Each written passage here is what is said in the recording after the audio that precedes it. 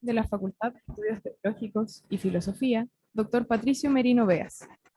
Secretario académico de la Facultad de Estudios Teológicos y Filosofía, el doctor David Solís Nova. Jefe de Departamento de Filosofía, Magíster Carolina Lagos Oróstica. Jefe de Departamento de Teología, doctor Manuel Gómez Mendoza. Académicos y académicas, estudiantado e invitados especiales. Para dar inicio a esta tradicional actividad, invitamos a hacer uso de la palabra a la jefa de Departamento de Filosofía, Carolina Lagos Oróstica, quien nos dará un saludo de bienvenida.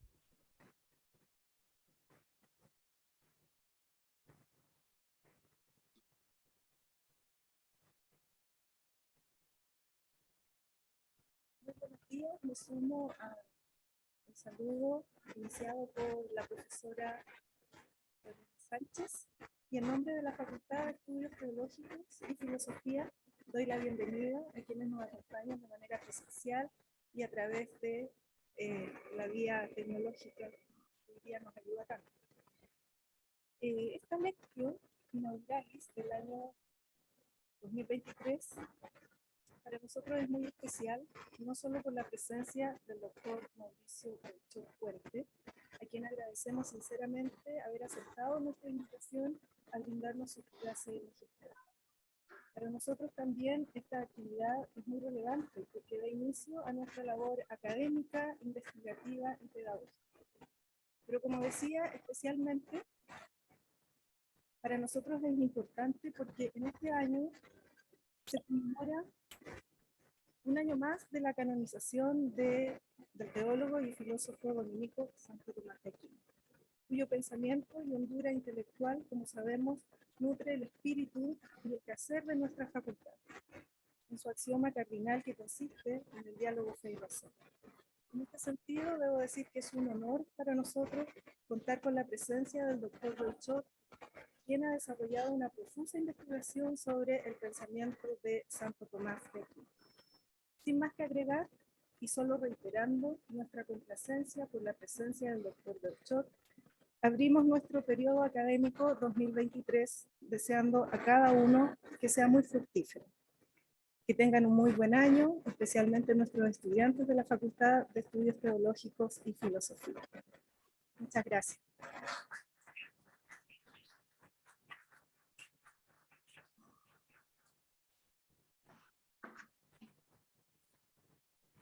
Agradecemos las palabras de la académica Carolina Lagos y corresponde ahora presentar a nuestro invitado. Este año tenemos el agrado de contar con la presencia del doctor Mauricio Belchor, académico de la Universidad Nacional Autónoma de México, a quien agradecemos por acompañarnos en esta instancia. Mauricio Buchot Puente es licenciado en Filosofía por el Instituto Superior Autónomo de Occidente, actual Universidad del Valle de Atamajac, maestro y doctor en Filosofía por la Universidad Iberoamericana. Es investigador titular de tiempo completo del Instituto de Investigaciones Filológicas de la UNAM y miembro del Sistema Nacional de Investigadores Nivel 3. Sus principales líneas de investigación son estética, filosofía medieval y novohispana, estructuralismo y hermenéutica. El académico es especialista en el pensamiento de Tomás de Aquino y cuenta con más de un centenar de obras, entre artículos y revistas. Además, ha sido reconocido por la academia como un pensador original y auténtico, un filósofo cristiano. El doctor Mauricio Buchot nos dictará hoy la clase titulada Sobre la actualidad del tomismo, el caso del concepto de la analogía en hermenéutica.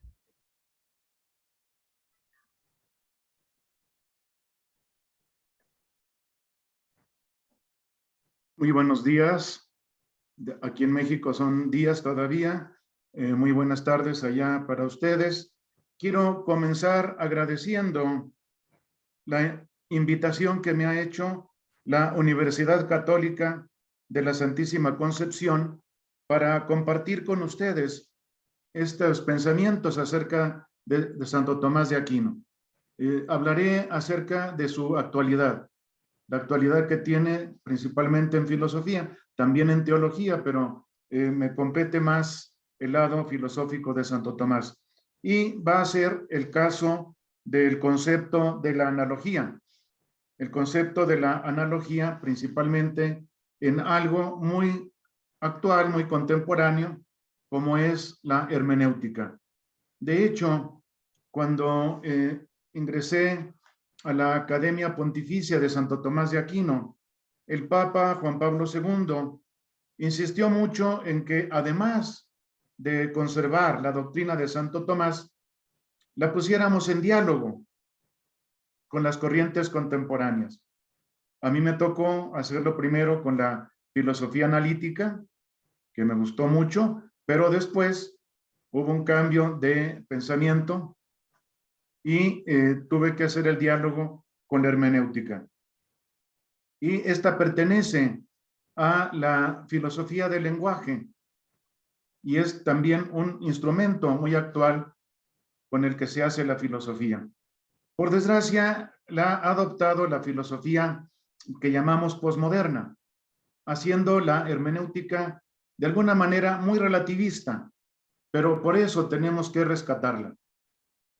La filosofía del lenguaje en la actualidad ha encontrado dos vertientes principales.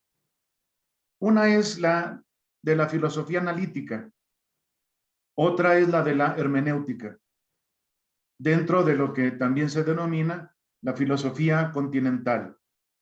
Tenemos pues la filosofía anglosajona y la filosofía continental, en la cual principalmente está la fenomenología, pero también la hermenéutica. Y ya no solamente se dedica a los textos, la hermenéutica, sino al lenguaje y a sus signos en general.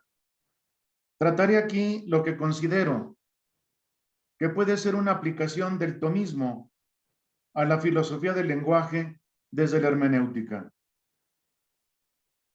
La hermenéutica es la disciplina de la interpretación. Es una rama de la filosofía que ha estado injerta en la crítica, pero se ha independizado y tiene su nivel propio. Además, en la historia de la Iglesia se ha hecho hermenéutica continuamente, tanto por la interpretación de la Biblia, de la Sagrada Escritura, como por la interpretación que hicieron los medievales, el mismo Santo Tomás, por ejemplo, de Pedro Lombardo, de Aristóteles, etcétera, etcétera. Es una tradición hermenéutica muy grande la que tenemos en la historia de la Iglesia. Pero definamos la hermenéutica como la disciplina de la interpretación. Y lo que hacemos respecto al lenguaje es interpretar. Después del giro lingüístico que se ha dado recientemente, ahora comienza a darse un giro realístico que trae de vuelta una epistemología y una ontología realistas que acompañan a la hermenéutica. Es algo que esta última ha estado necesitando. El realismo, como decía, la hermenéutica en manos de varios de los filósofos posmodernos ha tenido un sesgo muy relativista. Yo, por ejemplo, soy muy amigo de Gianni Vattimo. Lo aprecio mucho, pero ha caído él en una hermenéutica demasiado relativista. Y él, en cambio, dice que no es relativista, pero al negar fundamento para la hermenéutica, al negar también ciertos límites precisos de la interpretación, está favoreciendo el que se llegue a una hermenéutica, para mi modo de ver, demasiado relativista. Él tiene el mérito de haber puesto la hermenéutica como la koiné, así la llama él, el lenguaje común de la filosofía contemporánea. Pero necesitamos esa vuelta del realismo para la hermenéutica y sobre todo también para la epistemología, inclusive para la ontología. Porque con ese realismo nuevo que está llegando, puede colaborar perfectamente la filosofía tomista. La filosofía tomista ha sido siempre realista. Santo Tomás es el genio del realismo y nos ayuda para beneficiar la filosofía contemporánea que está tan necesitada de ello. La filosofía en general, toda la filosofía de nuestra época. Y eso me parece a mí que mostrará la actualidad y la vigencia de Santo Tomás y del tomismo hoy en día. Comienzo dando un poquito de señales, indicaciones todavía, antes de entrar al tema principal. ¿Por qué hablo de una actualidad de la filosofía de Santo Tomás, de la filosofía tomista, en el lenguaje y en la hermenéutica? Así como hay un tomismo analítico, creo que puede haber un tomismo hermenéutico.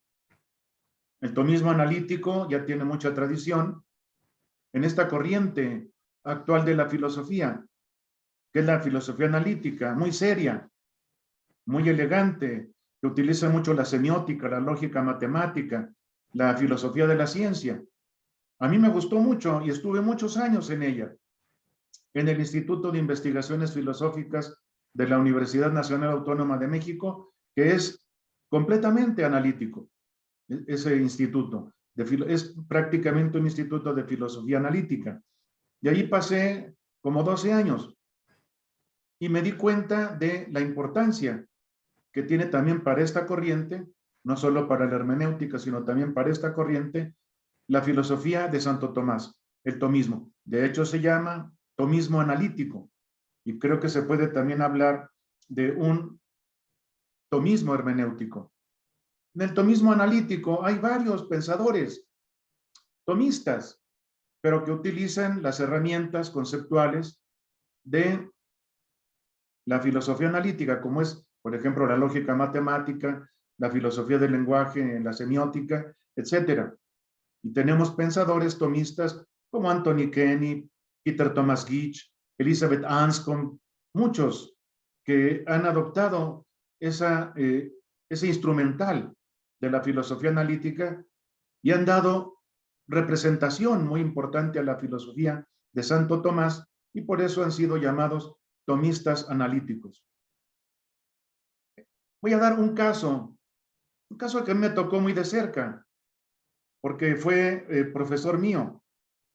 En el caso del tomismo analítico, pude recibir en la Universidad de Friburgo, Suiza, la idea del padre dominico Inocencius Bohensky, padre Bohensky, de la importancia del concepto de la analogía. Él lo hizo a través de la formalización de una lógica de la analogía. Desde los años 40, por ahí por 48, 49, elabora una lógica analógica, es decir, una lógica de la analogía. Él nos decía en clase que si la filosofía analítica, si los filósofos analíticos dispusieran del concepto de la analogía, podrían resolver muchos problemas en los cuales estaban atorados. Tanta importancia le concedía al concepto de la analogía. Él formalizó, pues, una lógica de la analogía que aplicó sobre todo a la filosofía de la religión, como lógica de la religión. Después de haber estudiado con él y después de mi regreso a México, varios años estuve aplicando la lógica analógica a temas de filosofía del lenguaje en la filosofía analítica en la que yo trabajaba. Pero después tuve la oportunidad, allá por el año 87, con un gran hermeneuta y gran filósofo, con Paul Ricoeur, gran hermeneuta. Él me hizo darme cuenta de que la analogía no solamente tenía importancia para la filosofía analítica, sino también para la filosofía hermenéutica, para la que él representaba en aquel entonces. Él me hizo darme cuenta de la importancia de la analogía para la hermenéutica, ya que en un congreso en el que pude hablar con él, hablé del símbolo. Y él me dijo, en un descanso, tomando un café, que para la interpretación del símbolo se necesita la analogía. Solamente el símbolo se puede interpretar analógicamente. Es decir, si uno quiere interpretar el símbolo, que según Ricoeur es el objeto principal de la hermenéutica, de la interpretación, porque admite muchas interpretaciones, no puede interpretarse unívocamente, porque se lo destruye. se lo ahoga, pero tampoco equívocamente, como hacen muchos antropólogos y otros filósofos posmodernos, porque se lo volatiliza, se destruye también al símbolo. Por eso se necesita ser interpretado de manera analógica. Y eso me movió a dejar a un lado la lógica analógica y me puse a articular una hermenéutica analógica, es decir, una aplicación de la analogía a la hermenéutica. Como ustedes ven, esto pues fue potenciado, impulsado, se lo debo a Paul Ricoeur, la hermenéutica analógica. Todavía en correspondencia con él todavía pude tener algún contacto con él, me hizo darme cuenta. En su libro, La simbólica del mal, al final el símbolo es interpretado mediante el concepto de la analogía. Y también en otro libro suyo precioso que me recomendaba, que es La metáfora viva. El símbolo tiene la estructura de la metáfora y por lo tanto se interpreta analógicamente. En esto me ayudaba mucho Santo Tomás, ya que él había sido el campeón de la analogía. La retomaba de Aristóteles y del pseudo Dionisio, pero la potenciaba para que se aplicara tanto a la teología como a la filosofía, tanto al conocimiento de Dios como al de las criaturas, principalmente a los asuntos humanos, en los que no tenemos certeza unívoca casi nunca. Él, toda la parte, digamos, de ética, su parte de teología moral, pero también de filosofía ética, está vertebrada de manera muy analógica, principalmente porque el concepto de virtud, su ética es una ética de virtudes, y el concepto de virtud es de tipo analógico, principalmente la prudencia, pero también la justicia, etcétera, etcétera. El propio Santo Tomás estaba disponiendo la analogía para ser usada en la interpretación. En ella también el Aquinate estaba muy experimentado, pues había interpretado la Biblia, a Aristóteles y a Pedro Lombardo. El propio Santo Tomás, en una famosa oración que se le atribuye, por lo menos se le atribuye, para ser rezada antes de estudiar o de enseñar, le pide a Dios sutileza para interpretar. Es la subtilitas interpretandi, que Hans-Georg Gadamer, otro gran hermeneuta, pone como la virtud del intérprete, del hermeneuta. Pues bien, si nos fijamos en la manera de interpretar que usaba Santo Tomás de Aquino, nos daremos cuenta de que era una comprensión proporcional, moderada, que buscaba vías intermedias para llegar al sentido propio del texto que estaba estudiando. Es decir, aplicaba el concepto de analogía a la interpretación. Sabemos que Santo Tomás siempre tuvo el prestigio de encontrar una vía intermedia. Por ejemplo, en el problema de los universales, en lugar de optar por el platonismo o realismo extremo, ni tampoco optar por el nominalismo, busca una vía intermedia analógica, que es la del realismo moderado aristotélico. Y así en muchas cosas, Santo Tomás supo encontrar el camino intermedio, proporcional, analógico. De hecho, analogía es un término griego que los latinos tradujeron como proportio. Es decir, la analogía es sentido de la proporción. Es el juicio prudencial. Y es algo que Santo Tomás tuvo muchísimo. Era el campeón de la analogía porque también era el campeón de la prudencia. El prudentísimo Tomás le llamaban en su convento. Veamos un poco qué es la analogía para Santo Tomás. La analogía es un modo de predicación y de significación. Es un modo de predicar de algún atributo o de atribuir un predicado y también un modo de significar. Eso lo tenemos muy claro en semántica, en filosofía del lenguaje.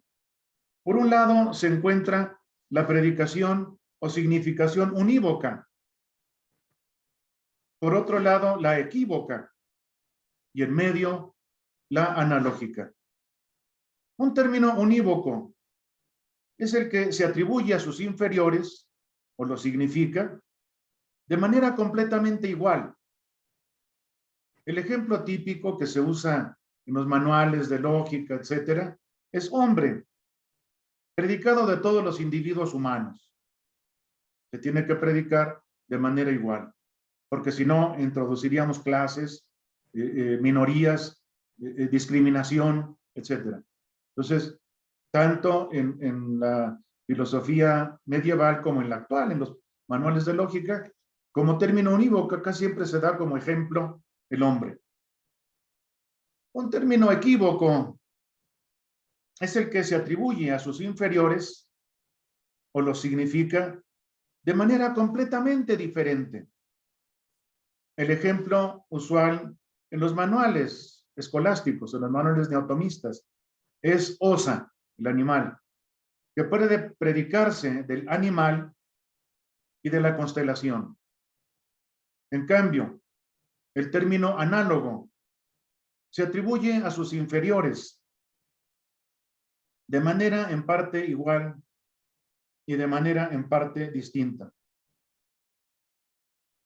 pero predominando la diferencia. Es una cosa que también Santo Tomás se encarga muy bien de señalar. Y también los tomistas posteriores que trabajaron el concepto de la analogía. En ella predomina la diferencia.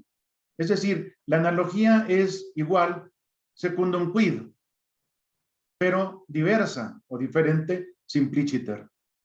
Predomina en ella la diferencia, como es en todas las cosas humanas, inclusive en nuestro conocimiento del propio Dios. Y esto Santo Tomás se encargó de ser consciente de él. Por ejemplo, un término análogo que se pone como ejemplo en los manuales es sano, que bueno, lo usó el propio Aristóteles. Sano puede predicarse del organismo, del alimento, de la medicina y de la orina, ya que se predica del organismo de manera principal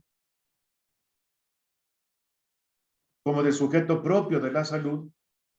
Del alimento se predica como aquello que conserva la salud, de la medicina como aquello que la devuelve, y de la orina como de aquello que es efecto suyo o la manifiesta.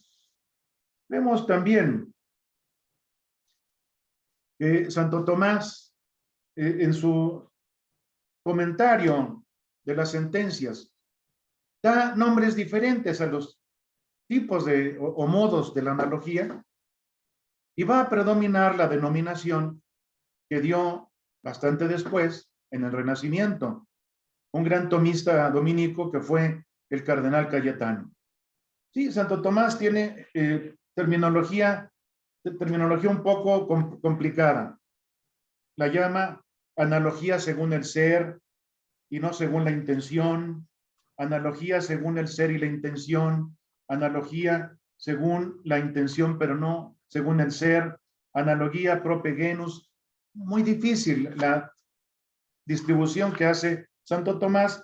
En cambio, la del cardenal Cayetano ha quedado como la típica, porque es muy sencilla, es muy didáctica y muy clara. Uno siempre agradece un cuadro sinóptico, y es lo que nos da el gran cardenal Cayetano, Tomás de Bío, llamado Cayetano porque fue cardenal de Gaeta o Cayeta en Italia. Él fue el gran sistematizador de la doctrina de la analogía. A veces se ha dicho que ese mismo afán sistematizador le hizo forzar las cosas en su clasificación, pero no deja de ser muy útil. Cayetano divide la analogía en tres grandes clases: analogía de desigualdad, analogía de atribución y analogía de proporcionalidad. La analogía de desigualdad es la que tiene menos diferencia, como en el caso de la noción de cuerpo. Es el ejemplo que utiliza, que los escolásticos dividían en cuerpo inferior y cuerpo superior, es decir, los cuerpos sublunares y los cuerpos celestiales. O también la fuerza, que puede ser física o espiritual. Y esta analogía que llama de desigualdad, es la menos propia y la más cercana a la univocidad. Por eso ha tenido muy poco uso. Yo en mis exposiciones trato de evitarla porque nos viene mejor la otra división que hace en analogía de proporcionalidad y analogía de atribución. Así pues, la otra es la analogía de atribución, que corresponde al ejemplo sano que da Aristóteles ya, sano que ya hemos conocido en Santo Tomás como una analogía intrínseca y extrínseca. Solo que Cayetano admite únicamente la extrínseca, pero no la intrínseca. Esto le ha valido ser visto como que no comprendió bien a Santo Tomás. Pero el propio Santo Tomás usó las dos, la analogía de atribución intrínseca y la extrínseca. La otra modalidad es la analogía de proporcionalidad, la cual Cayetano divide en propia y en impropia o metafórica, con los ejemplos que aporta el propio Santo Tomás, que vemos a continuación. Porque según esto, después de el término hombre que hemos escuchado y osa, también encontramos en la exposición de Santo Tomás, con otros nombres. Por eso digo que se ha utilizado mejor lo de Cayetano, una analogía de simple desigualdad, como la que se da en el término vida, pues se puede tratar de la vida vegetativa, de la vida sensitiva o de la vida racional. Después, también acoge la analogía de atribución, que corresponde al término sano que ya hemos ejemplificado. Luego, en la terminología de Cayetano, sigue la analogía de proporcionalidad propia. La propia. Por ejemplo, en este caso, el instinto es al animal lo que la razón al hombre, donde hay una proporción adecuada, una proporción compuesta, pero muy clara, entre una cosa y otra. Lo que es para el animal el instinto, para el hombre lo es la razón. Cercana a la equivocidad está la analogía de proporcionalidad impropia o metafórica. Por ejemplo, en las flores son al prado lo que la risa al hombre. Proporción que nos permite entender la metáfora, el prado ríe. Es decir, el prado ríe porque la risa es al hombre lo que las flores al prado. Y entendemos que es un prado florido, que tiene muchas flores. Esta multiplicidad de la analogía nos hace darnos cuenta de que la misma analogía es análoga o analógica. Esto es, que hay diversas maneras de decir una cosa y que entre todas esas maneras hay una comunidad y una diferencia, un margen de unidad y un margen de diversidad. Claro que siempre, según Santo Tomás, predomina la diferencia y eso es condición de la analogía. Como vemos, para Santo Tomás es nuclear, es fundamentalísima la doctrina de la analogía. En ella basó su filosofía. Por ejemplo, su gran distinción entre el ser en acto y el ser en potencia responde a este concepto de la analogía. Sus famosas vías para la existencia de Dios se basan en la analogía de Dios con las criaturas. En lugar de proceder a priori como San Anselmo, procedía a posteriori, desde abajo hasta arriba. Es decir, viendo las criaturas y encontrando que en Dios se encuentra de manera semejante, pero más diferente, cualquier atributo que podamos llevar a las criaturas. Y lo mismo, su doctrina teológica de la Trinidad está basada, al igual que la de San Agustín, en muchas semejanzas con la psique del hombre, en la inteligencia, la memoria y la voluntad. Y de hecho, la misma Suma Teológica es una construcción maravillosa de la analogía, que comienza por la participación, es decir, la salida de los entes por parte de Dios en la creación y la vuelta, el regreso, el reditus, hacia Dios otra vez, de todas las criaturas, principalmente del hombre, hacia Dios. Es la estructura analógica de la Suma Teológica. La doctrina de la analogía es de las que puede presentarse como viva desde antiguo hasta nuestros días. Ha conservado vigencia precisamente porque no pretende hacerlo, sino que se ha plegado en diversas formas a las necesidades de los tiempos. Ahora sirve como ha servido antes. Puede ser aprovechada en nuestros días para la filosofía universal.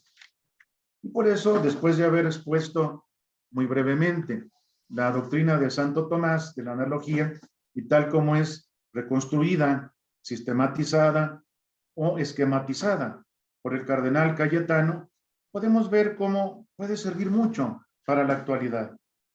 Por supuesto que no pervive en la actualidad todo lo que se ha pensado o dicho en la historia de la filosofía. No todo es utilizable. Del mismo Santo Tomás, varias cosas de su física, de su astronomía, se han dejado porque los descubrimientos actuales las han rebasado. Pero mucho, sobre todo de las partes principales filosóficas, como son la metafísica u ontología, la epistemología, la ética, de ahí muchas cosas son utilizables para la actualidad. Hay doctrinas que han probado su verdad resistiendo contra el tiempo, mostrando vigencia siempre, de modo que parece que tienen, como el ave fénix, la habilidad de resurgir de sus propias cenizas, cuando todo indicaba que habían perecido. Una de estas cosas es la metafísica, que reaparece por todas partes, que incluso al ser negada, se asoma en los labios y las palabras de quien la niega, el cual no se da cuenta de que al negar la metafísica, está haciendo metafísica. Pero dejemos aquí el establecimiento de nuestro marco teórico, de nuestra pequeña filosofía de la historia de la filosofía, para mostrarla en vivo, aplicada en la praxis, tomando algún ejemplo que nos haga evidente, con la fuerza de lo que se muestra ante los ojos, el ejemplo o paradigma de esto que he afirmado. El botón de muestra elegido para esta ocasión será la doctrina de la analogía, que ha recorrido la historia, que ha tenido un gran expositor en Santo Tomás de Aquino y su discípulo Cayetano, y parece no acabar de manifestarnos su actualidad y vigencia. Y es que la doctrina de la analogía no es solo medieval, hunde sus raíces en la antigüedad, pero fue reflexionada y usada de manera principal en la Edad Media, aunque también tiene prolongaciones que la muestran en diferentes tiempos, en diferentes brotes, hasta nuestro momento. Ya recordamos, el concepto de la analogía es antiquísimo, por lo menos viene desde los presocráticos, de los pitagóricos. Los pitagóricos, esos geniales presocráticos, que fueron grandes matemáticos, y tomaron de las matemáticas el concepto de analogía, que es la proporción, y lo metieron a la filosofía. De ellos pasó a Platón, pues Platón tenía muchos amigos pitagóricos. Inclusive aparecen en sus diálogos. Timeo de Locres, Tete, Tolisis, aparecen en los diálogos platónicos, y él usa la analogía porque utiliza mitos para explicar lo que no alcanza a explicar en filosofía. Los famosos mitos platónicos, que tanta importancia tienen en su pensamiento. Y de ahí pasa pues a la Edad Media, después al Renacimiento, al Barroco, se pierde bastante en la modernidad, pero llega a nosotros a través de muchos factores que nos han traído el concepto de analogía de Santo Tomás. Y esto puede aplicarse en la hermenéutica, en esto que llevo muchos años desarrollando y que he denominado hermenéutica analógica. La hermenéutica es la disciplina de la interpretación de textos, pero también se ha vertebrado toda una filosofía por medio de ella, es decir, una filosofía hermenéutica, como la llama el propio Gadamer, y no solo una hermenéutica filosófica. Ha sido el instrumento conceptual o el lenguaje teórico de la filosofía reciente. Bátimo le llama la koiné de la filosofía posmoderna. Por eso ha habido que dialogar con ella, con la hermenéutica, tenerla en cuenta desde el tomismo, desde lo que aporta Santo Tomás. Y yo creo que la analogía es algo que nos regala Santo Tomás para la filosofía contemporánea y para mi modo de ver especialmente para la hermenéutica.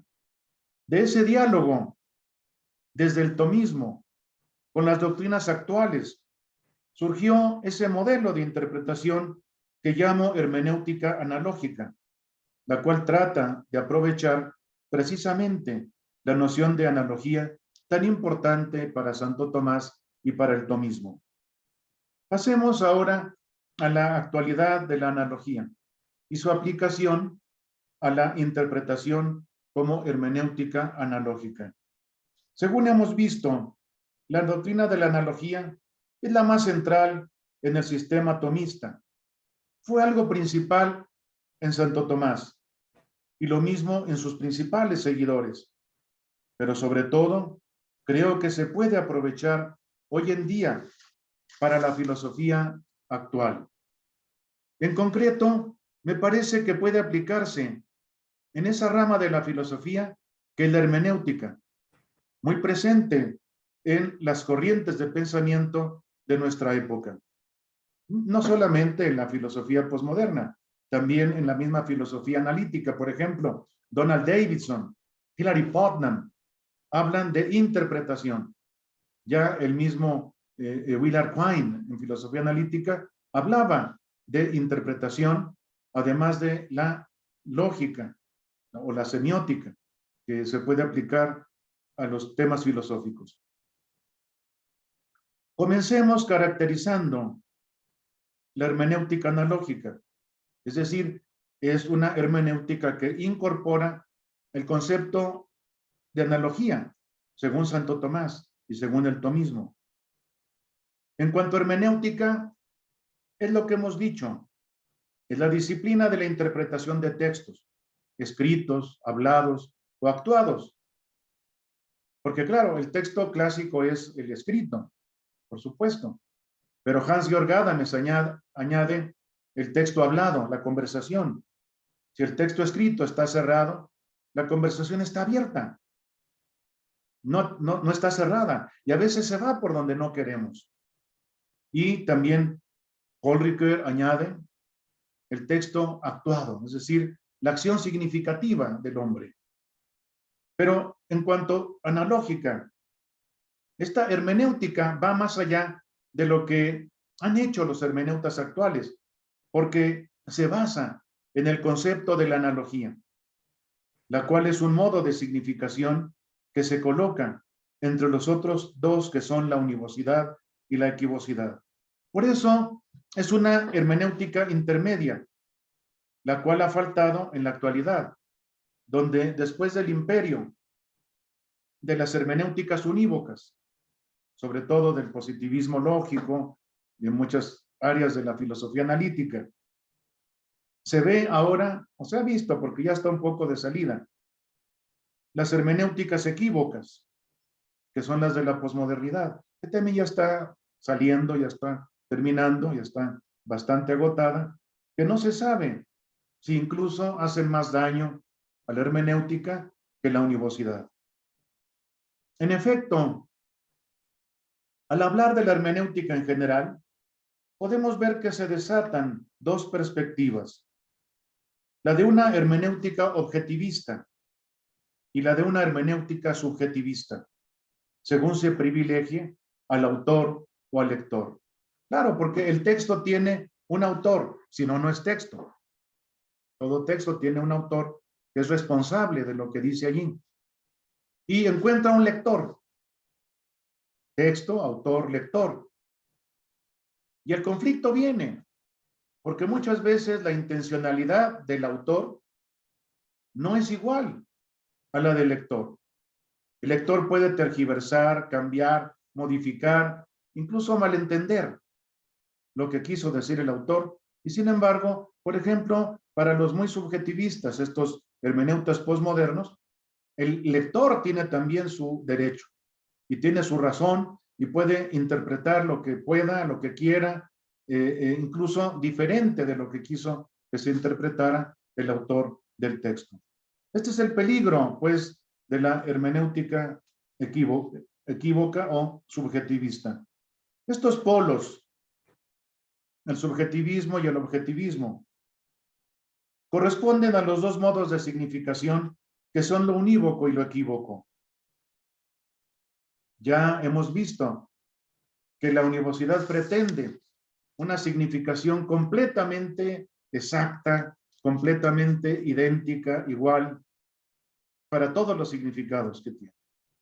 En cambio, la equivocidad es la significación completamente diferente e irreductible para todos los significados. Y esto repercute en las hermenéuticas, como lo vamos a ver enseguida, porque en cambio la hermenéutica que usa la analogía puede evitar todos estos problemas de una univocidad y una equivocidad, que es lo que está luchando en la actualidad en las hermenéuticas. Además, ese otro modo de significar, que es la analogía, este significado intermedio, es el que el mismo Aristóteles ya, desde el libro quinto de la Metafísica, nos dice que es lo propio de todos los términos o conceptos filosóficos principales. El concepto del ser es análogo, el concepto del bien es análogo, el concepto de causa es análogo, porque el bien, por ejemplo, puede ser honesto, puede ser útil, puede ser deleitable, es de muchos modos. La causa puede ser eficiente, final, material, formal, etcétera. Tiene muchos modos. Y los principales términos o conceptos de la filosofía tienen varios significados, según nos dice Aristóteles, pero se pueden reducir a cierto orden. Son conmensurables proporcionalmente. Y este es el juego tan precioso que tiene la analogía. De esta manera, una hermenéutica unívoca pretende una interpretación clara y distinta de los textos, completamente idéntica y definitiva. Es decir, aquí sacamos en conclusión que para una hermenéutica unívoca solo cabe una sola interpretación como válida. Todas las demás son inválidas, erróneas, incorrectas, etc. A diferencia de ella, una hermenéutica equívoca se derrumba en una interpretación oscura y confusa de los textos, totalmente defectuosa y hasta arbitraria, que es lo que hemos visto, como digo, en la hermenéutica posmoderna. La mayoría de los hermeneutas posmodernos quieren que no haya límites para la interpretación. Es algo que les cuestionó mucho, los atacó mucho por allí este otro gran semiólogo y hermeneuta que fue Umberto Eco, ¿no? Él quería que hubiera ciertos márgenes, ciertos límites. Y de hecho la analogía es sentido de los límites. Pone límites tanto a la univocidad, que casi nunca es alcanzable, y también pone límites a la equivocidad para que no se hunda, se vaya, se retire y después no podamos encontrar el camino.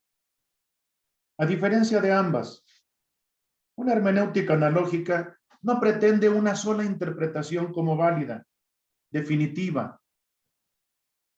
Muchas veces es inalcanzable, mayormente en la filosofía. O sea, en textos muy simples, pues sí, pero en textos que son verdaderamente textos, es decir, que implican interpretación, muy difícilmente encontramos una interpretación unívoca, completamente exacta. Imagínense por qué ha habido tantos problemas en la exégesis bíblica. Porque hay diferentes modos de leerla. Hay diferentes interpretaciones. Y es lo que Paul Ricoeur llama el conflicto de las interpretaciones, que se da muchas veces porque o queremos la univocidad o caemos en la equivocidad. En cambio, una hermenéutica analógica nos ayuda a buscar esa mediación que permite alcanzar lo más que se puede alcanzar ese significado ideal. Pero tampoco acepta una hermenéutica analógica, a diferencia de la equívoca, no acepta tampoco que todas las interpretaciones sean válidas, porque ese fue el juego de muchos posmodernos. Muchos gustaban de decir que toda interpretación es válida y complementaria. Y con eso destruían o destruyen, siguen destruyendo la hermenéutica. Sino que una hermenéutica analógica acepta más de una interpretación como válida, pero no todas. Acepta un grupo de estas, que pueden ordenarse o jerarquizarse, desde la más rica o adecuada hasta las más inadecuadas y torpes.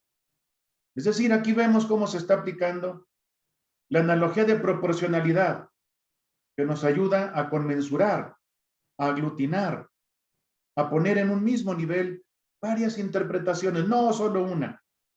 Pueden ser válidas, aunque de diferente manera, varias, no solo una. Pero aplicando ahora en la hermenéutica la analogía de atribución, encontramos que hay interpretaciones mejores y peores hasta que ya llega un momento en que se hunden en la equivocidad, es decir, en que ya son incorrectas. Una hermenéutica unívoca es demasiado estrecha y reduccionista.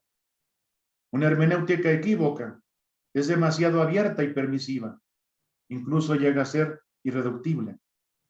Y una hermenéutica analógica, en cambio, trata de ser lo más abierta posible, pero lo más exigente también. Da cabida a varias interpretaciones y, sin embargo, exige también que sean ordenadas de mejores a peores, de modo que llega un momento en que ya tiene que decirse que son tan malas que no guardan ninguna relación de adecuación con el texto que se pretende comprender. Una hermenéutica analógica nos puede ayudar a evitar las dificultades de las otras dos posturas y a aprovechar sus aciertos, a evitar sus dificultades, como la de la hermenéutica unívoca, que es creer que se puede llegar a una interpretación definitiva y completamente clara de textos que muchas veces son oscuros, complicados, complejos, y la de la hermenéutica equívoca, que es la de creer que todas las interpretaciones son igualmente válidas, porque sería lo mismo que decir que serían igualmente inválidas.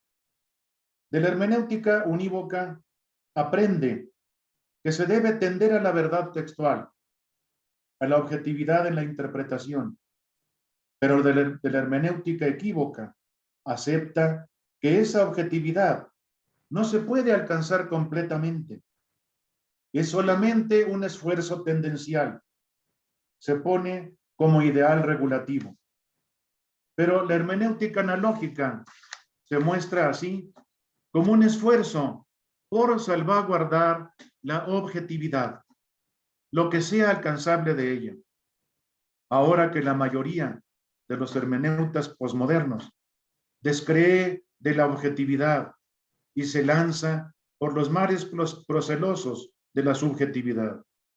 Y además enseña a tener diálogo, aunque no para reducir la verdad al solo consenso, sino para explicar el consenso por la captación de la verdad. Y finalmente, una hermenéutica analógica ayudará a interpretar al ser humano, tanto desde el ángulo moral o ético, como desde el antropológico u ontológico. Porque, de hecho, la antropología filosófica, como la llamamos, no es más que la aplicación de la ontología de la persona, que la persona es ontológicamente lo más perfecto, según Santo Tomás de Aquino. Por otra parte, la hermenéutica analógica se coloca entre la intención del autor del texto y la del lector. Es bien sabido que muchas veces la intención significativa del autor no es captada por el lector, que da a la interpretación la intencionalidad significativa que él tiene y que él le otorga. En una hermenéutica analógica, aun cuando se tratará de salvaguardar lo más que se pueda la intención del autor, se es consciente de que va a ser predominante la injerencia de la intención del lector, aunque no por eso se caerá en una postura subjetivista ni relativista, porque llevaría a una postura escéptica. Ni subjetivismo ni objetivismo, sino un objetivismo analógico, que sabe que siempre va a predominar la subjetividad del lector, mas no por eso se dejará de intentar la recuperación de la intención del autor, aunque sea con límites. Es parecido a lo que dice Paul Ricoeur acerca de la interpretación, que siempre tiene pérdida, que siempre tiene límites, que siempre encuentra pobreza por la interpretación que hace el que traduce, el traductor, pero que sin embargo se puede hacer una traducción válida que se conserve dentro de los límites de lo correcto para una traducción. Así, la hermenéutica analógica pone límites tanto a la hermenéutica unívoca como a la hermenéutica equívoca, tanto a la pretensión de univocidad como a la aceptación de la equivocidad en la interpretación. Asimismo, una hermenéutica analógica trata de mediar entre la metáfora y la metonimia. Es lo que sostiene Octavio Paz, en seguimiento del gran semiotista Roman Jakobson, que Octavio Paz, nuestro poeta premio Nobel mexicano, tomó mucho de Roman Jakobson. Y yo pude hablar en 2 ocasiones con don Octavio Paz, precisamente acerca de la analogía, porque él interesaba mucho. Él llegaba a decir que la analogía es el núcleo de la poesía.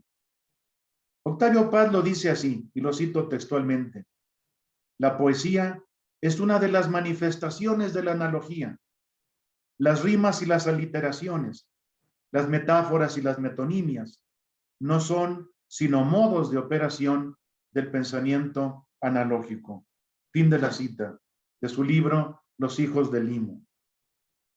La metáfora se escurre hacia la equivocidad y la metonimia tiende a la univocidad. Como dice Jakobson, aunque con cierta exageración, la metonimia es el instrumento de la ciencia y la metáfora el de la poesía. Se ha visto como exagerado esto porque sabemos que la metáfora también se usa en la ciencia y la metonimia también se usa en la poesía. La analogía conjunta, reúne metáfora y metonimia y les da cierta armonía, una confluencia. Igualmente, la analogía reúne y da equilibrio a la lengua y al habla. Incluso da predominio al habla, como ha hecho Noam Chomsky, ya que el acto de habla es el que comanda y determina el significado. Una hermenéutica basada en la analogía tomista, en ese concepto grande de la analogía que nos brindó Santo Tomás, es decir, una hermenéutica analógica, también conjunta y equilibra el sentido y la referencia, de modo que no busca solo la referencia, como hacen las hermenéuticas unívocas, ni solo el sentido sin referencia, como hacen las hermenéuticas equívocas, sino que trata de buscar ambos aspectos de la significación. Igualmente, reúne y concuerda el sentido literal y el sentido alegórico. que es algo que se usó mucho en la Edad Media, en la interpretación de la Biblia, el sentido literal y el sentido alegórico o espiritual, que se dividía en analógico, anagógico, etcétera, pero que era simplemente el que no se podía reducir a la literalidad. Y toda la historia de la hermenéutica podría articularse poniendo a pelear los que privilegian el sentido literal y los que privilegian el sentido alegórico. Inclusive, hasta muy recientemente, dos filósofos y semiotistas que murieron ya, pero son recientes, como son Umberto Eco y Richard Rorty, defendieron uno el sentido literal.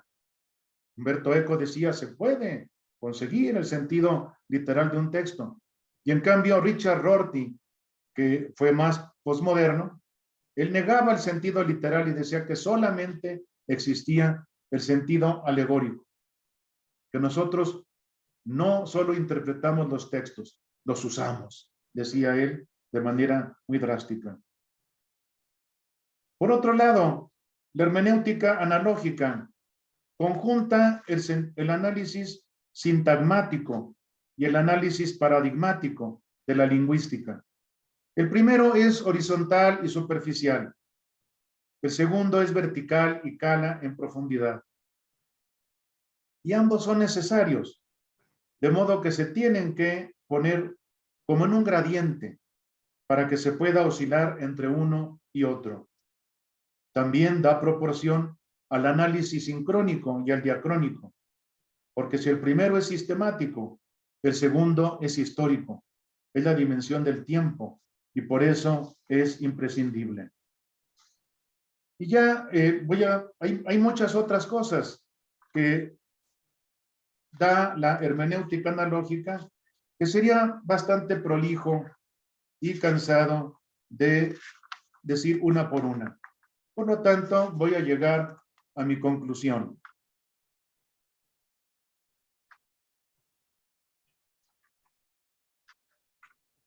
Hemos visto, pues, cómo en la filosofía contemporánea se puede usar el concepto de la analogía, que nos viene de Santo Tomás y atraviesa por toda la historia del tomismo hasta la actualidad. Nos lleva a tener una teoría del conocimiento realista, que sin embargo permite también el incorporar, integrar y reducir anomalías del conocimiento. Nos permite también una ética, concretamente una ética de virtudes. Es curioso cómo la noción de virtud, que es analógica, ha vuelto a la filosofía. Hay una ética de virtudes y hasta incluso una epistemología basada en virtudes. Por eso es muy rica la presencia que tiene y que puede tener en la actualidad el concepto de analogía de Santo Tomás y del tomismo. Conclusión. Nos habíamos preguntado la vigencia que podría tener el tomismo de cara a la filosofía del lenguaje y la hermenéutica. La ha mostrado en el ámbito de la filosofía analítica, con el tomismo analítico, es decir, toda una corriente dentro de aquella que usa los conceptos de Santo Tomás. Ahora he tratado de hacer ver que también el tomismo tiene aplicabilidad en el caso de la hermenéutica, que es otra de las vertientes de la filosofía del lenguaje, lo cual nos puede hacer ver que el tomismo es relevante tanto en la filosofía analítica como en la filosofía hermenéutica. Esta aplicabilidad del tomismo a la filosofía del lenguaje en sus dos líneas nos habla de la vigencia que tiene el propio tomismo en cuanto tal y nos estimula a seguir cultivándolo, tanto en la parte teórica como en la práctica de aplicación a temas tan necesarios como el del lenguaje. Hemos visto como uno de esos elementos valiosos del tomismo el concepto de la analogía, tan querido para Santo Tomás y que ya ha dado frutos en la filosofía contemporánea, en la filosofía analítica como lógica de la analogía, y creo que también puede hacerlo en la filosofía continental en forma de hermenéutica analógica. Todo indica que el tomismo es algo vivo, que Santo Tomás sigue viviendo y que tenemos que hacer que resulte vivo para el hombre de hoy, que es el que nos escucha nuestro diálogo. Y muchas gracias por su atención.